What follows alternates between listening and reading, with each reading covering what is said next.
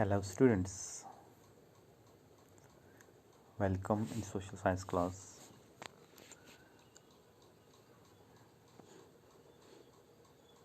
This topic that we are going to discuss is in continuance of our yesterday's topic, natural disasters. We'll be going in detail about natural disasters and we will discuss about different natural disasters. The state of Jammu and Kashmir is prone to various natural disasters like earthquakes, landslides, floods, snow avalanches, cloudbursts. It's true. These disasters are perceived to be on increase in terms of their gratitude, frequency and economic impact. Jammu Kashmir state जो है अब UT है, ये prone है natural disasters के लिए।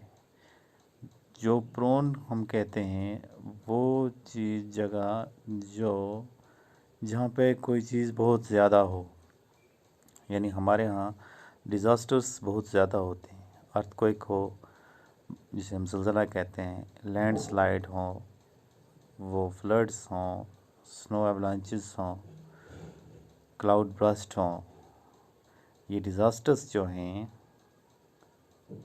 are perceived to be on increased terms of their magnitude, frequency and economic impact.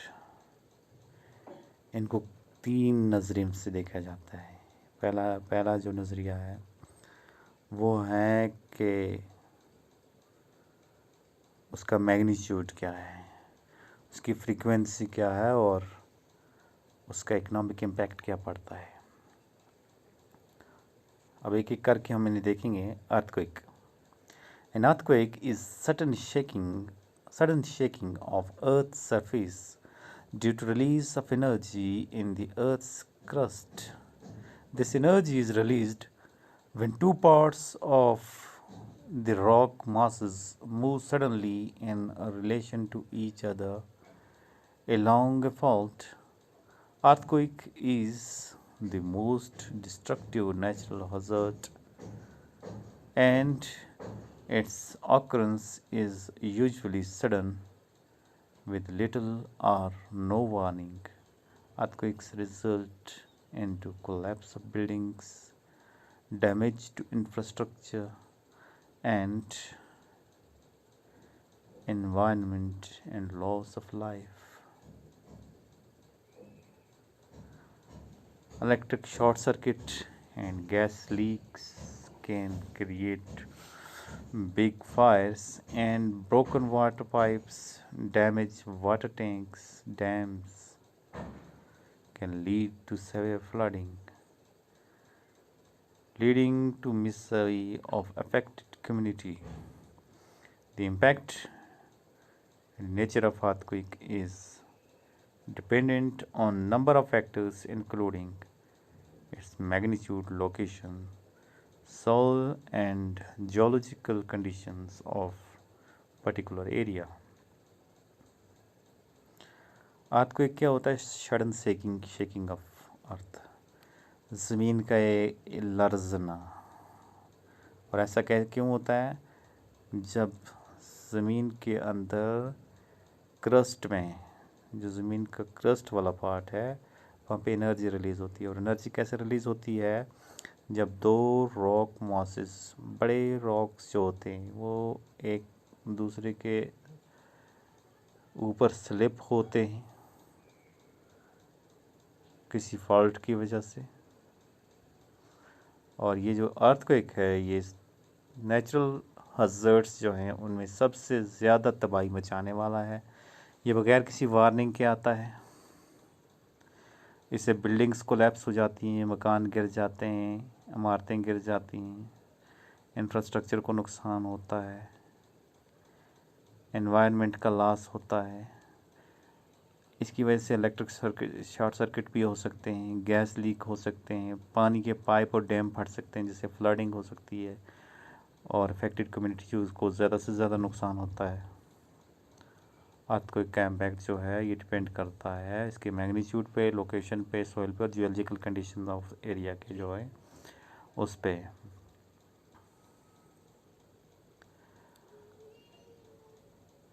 Some important earthquakes Jammu and Kashmir.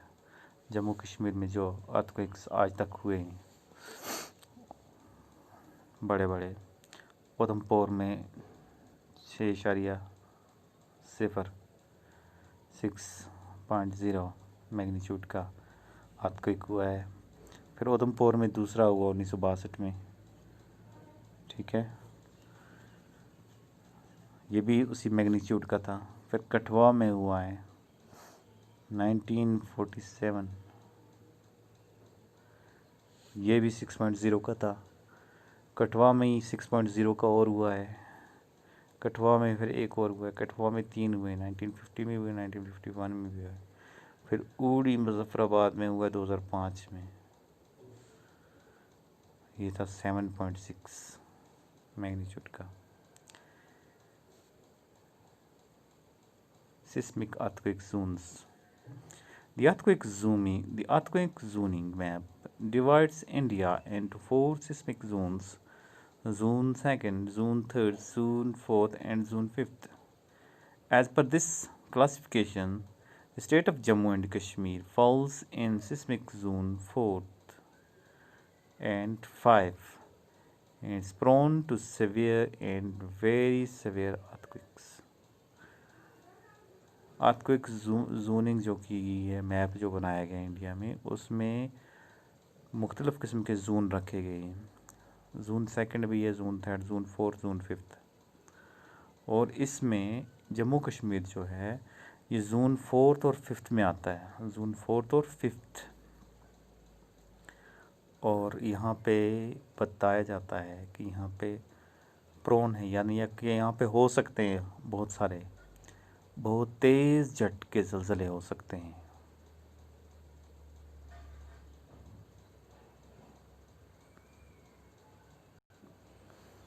Measurement of earthquake.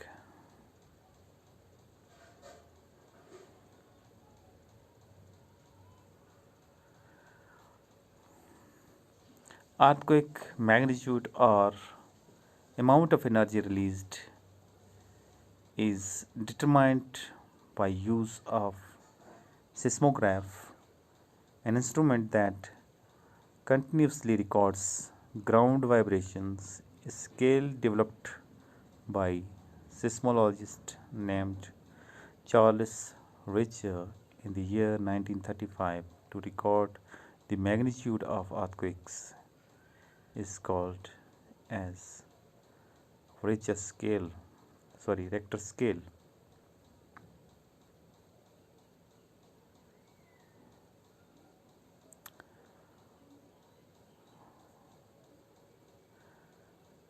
An increase of 1 magnitude signifies a 10 times increase in ground motion, or roughly an increase of 30 times the energy.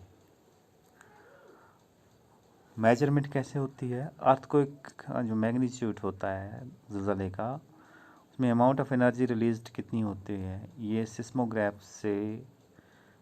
Seismograph का एक instrument है जिससे major किया जाता है।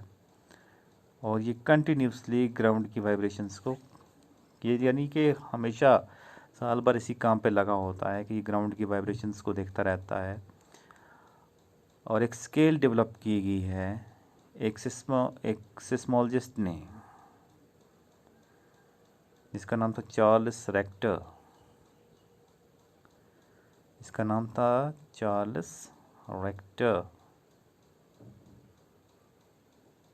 इन the year 1935, 1935 में Charles Richter ने एक स्केल डेवलप किया अर्थक्वेक का मैग्नीट्यूड मेजर करने के लिए, जिसको कहा गया रेक्टर स्केल। यानी चार्ल्स रेक्टर के नाम पे ही इसको रखा गया, रेक्टर स्केल।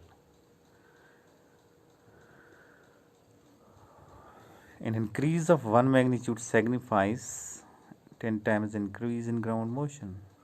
अगर एक मैग्नीट्यूड ज़्यादा हो जाए तो 10 गुना ज़मीन की मोशन ज़्यादा हो। रफली an increase of 30 times the energy, जितनी एनर्जी रिलीज होगी उससे 30 टाइम्स ज़्यादा मोशन आएगी उसमें।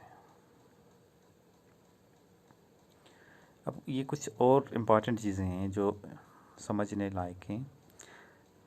The epicenter is the point of the earth's surface that is directly above the focus, the point where the earthquake originates। Epicentre क्या होता है? Epicentre होता है वो जगह जहाँ पे अर्थक्वेक का ओरिजिन होता है, जहाँ पे वो ओरिजिनेट, जहाँ पे मेन फोकस होता है। Earthquakes generate seismic waves which can be detected with a sensitive instrument called a seismograph। Earthquakes जो होती हैं, अर्थक्वेक्स जनरेट करती हैं सिस्मिक वेव्स, जिनको डिटेक्ट किया जा सकता है एक इंस्ट्रूमेंट से जिसे हम कहते हैं सेस्मोग्राफ।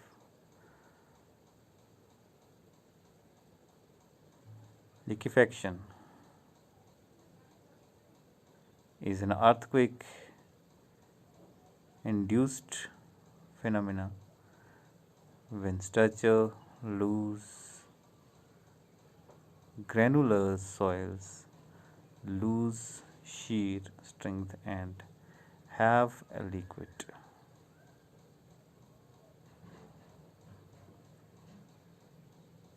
अर्थक्वेक की वजह से एक फिनोमेना होता है, अर्थक्वेक इंड्यूस्ड फिनोमेना होता है। जब अर्थक्वेक हो उसकी वजह से होता है जब ग्रेनुलर सॉइल जो है वो लूज़ हो जाती है और वो एक लिक्विड की तरह से काम करने लगती है। Effects: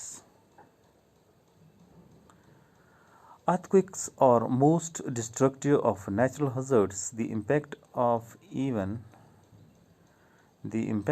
the event is most dangerous because it affects large area, occurs all of a sudden and is unpredictable।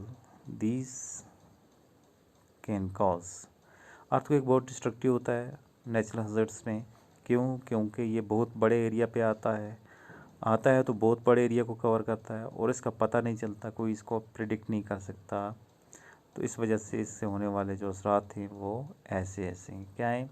Large scale loss of life and property, बहुत सारे लोग भी मार जाते हैं और प्रॉपर्टी का नुकसान भी हो जाता है। एपिसेंटर कहीं पे भी हो, बहुत सारे इलाके में झटके में आते हैं, आपको पता है। लैंडस्लाइड्स और एवलांचेस हो जाती हैं, अचानक से झटके होते हैं तो एवलांचेस भी आती हैं, पहाड़ों पे रुकी बर्फ़ गिरने लगती है,